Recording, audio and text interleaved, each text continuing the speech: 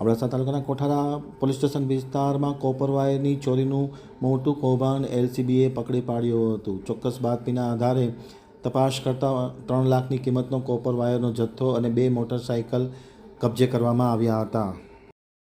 નખત્રાણાથી અમારા પ્રતિનિધિ જયંત વાઘેલાનો એક વિસ્તૃત અહેવાલ. અબડાસાના કોઠારા પોલીસ સ્ટેશન વિસ્તારમાં આધાર પુરાવા વગરના કોપરના વાયરો પકડી પાડતી લોકલ ક્રાઇમ બ્રાન્ચ પશ્ચિમ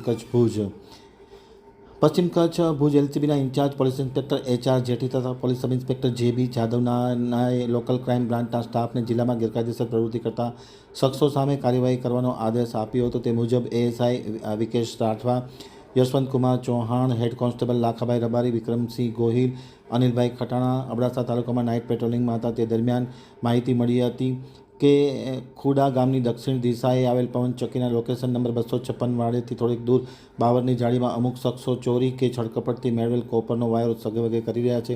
તાત્કાલિક અસરથી ત્યાં તપાસ કરતાં 2 મોટરસાઇકલ મળી આવેલ અને શક પડતી મિલકત પણ મળી આવી હતી, જે કબજે લઈ આશરે 3 લાખની કિંમતનો 600 મીટર વાયર, 15,000ના 2 મોટરસાઇકલ તથા અન્ય 1 મોટરસાઇકલ કબજે કરવામાં આવ્યું હતું અને આરોપી સામે અટકાયત કરી ધોરણસરની કાર્યવાહી હાથ ધરવામાં આવી છે.